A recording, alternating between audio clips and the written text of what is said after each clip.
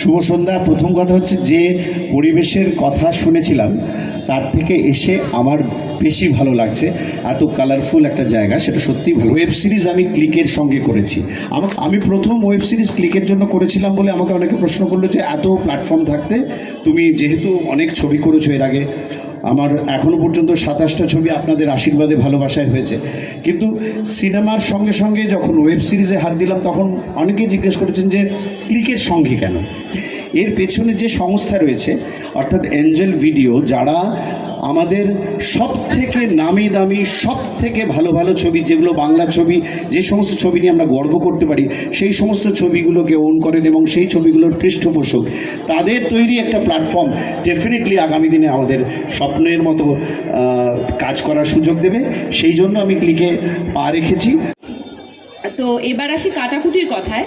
তো রাজাদার তো প্রথম ওয়েব সিরিজ কাটাকুটি, আর সে অর্থে অ্যাজ এ লিড আমারও প্রথম ওয়েব সিরিজ কাটাকুটি। আমি তো প্রথমেই যখন শুনেছিলাম যে রাজাদা ডিরেক্টর, তারপরে আমি আর কিছুই শুনতে চাইনি।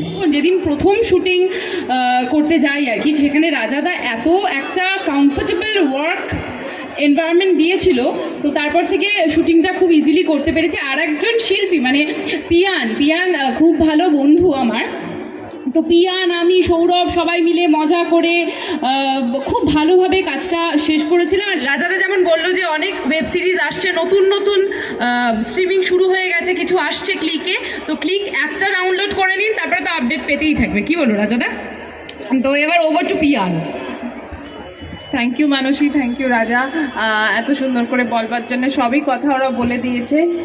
কাটাকুটি নিয়ে আমি এই কথাটাই বলতে চাই, তবে একটা ওয়েব সিরিজের 1 বছর পর প্রমোশনে আসতে পেরে খুব খুব ভালো লাগছে। এটা সিরিজের মধ্যে কাটাকুটির ভিউয়ারশিপ সবচেয়ে বেশি।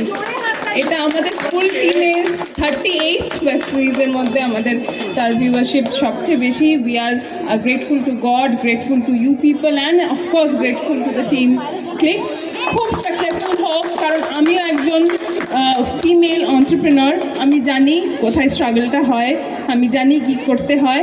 So my love, my best wishes to every one of you. Thank you so much. কাটাকুটির আইডিয়াটা কিরমভাবে এসেছিল? কাটাকুটি শব্দটার মধ্যেই বোঝা যাচ্ছে একটু অ্যাকশন ব্যাপার আছে।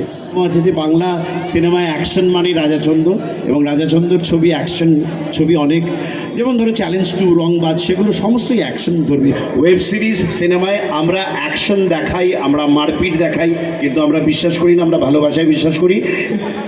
পরিচালক মহাশয় অ্যাক্টররা বানায়, কিন্তু সেটাকে প্রমোট করা এবং সেটাকে দর্শকদের কাছে নিয়ে যাওয়া একটা অক্লান্ত পরিশ্রম থাকে। তার জন্যে এনাদের টিমটা অক্লান্ত পরিশ্রম করে ওদের। অ্যান্ড আমি যেটা বলবো, রাজা হ্যাজ স্প্লিট পার্সোনালিটিস।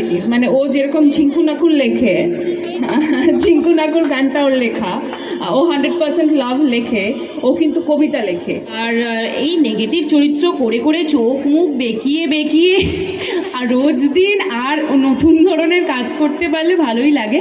আর ওখানে তো চরিত্রটা পজিটিভই ছিল, তাই একটু এক্সাইটমেন্ট ছিল যে ফাইনালি চোখ নাক মুখ বেঁকাতে হবে না আমাকে এখানে। আর লোকে যে এই এত গালাগালি দেয় আমার ভালো লাগে। তো এই গালাগালিগুলো তো যেমন নিচ্ছি, তেমন এরকম একটা পজিটিভ চরিত্র আর খুব সিম্পথি পাবে চরিত্রটা, ওটা ভেবেও আরও ভালো লেগেছিল যে যা ঠিক ওটা।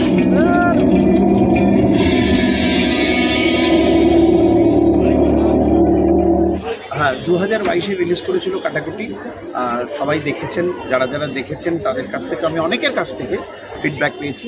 আবার যারা দেখতে পাননি তারা নিশ্চয়ই রেগুলার দেখছেন। আর এত দিন বাদে কাটাকুটি নিয়ে আবার বলতে আসছি, সেটাই একটা আমার এর আগের যত প্রজেক্ট করেছি, সিনেমার কথা বলছি, আমি তো এর আগে ওয়েব সিরিজ করিনি, এই ধরনের প্রতিক্রিয়া কারোর কাছ থেকে পাইনি।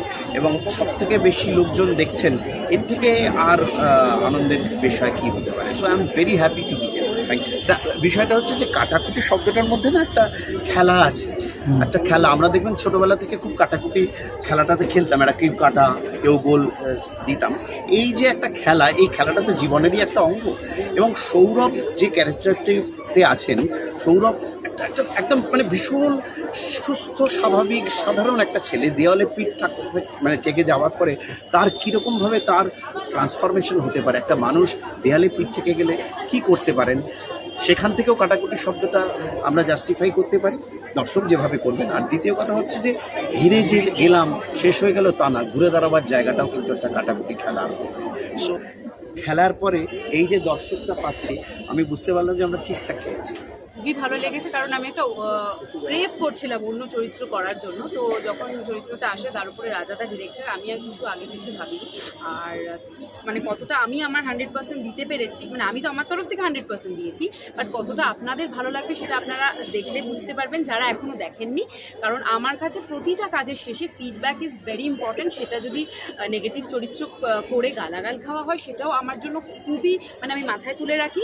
আর এই ধরনের প্রেমের চরিত্র করে যদি সেখানেও কিছু আমার নিজে আপনাদের মনে হয় যে মানুষের এখানে রেকটিফাই করা দরকার, তো সেটাও আমি মাথায় নিতে রাজি ফিডব্যাকটা। কিন্তু তার আগে দেখতে হবে, যারা দেখেননি প্লিজ দেখে নিন, বিকজ এটা আমারও ওয়েব সিরিজে অ্যাজ এ লিড প্রথম কাজ, আর চরিত্রটাও অন্য ধরনের।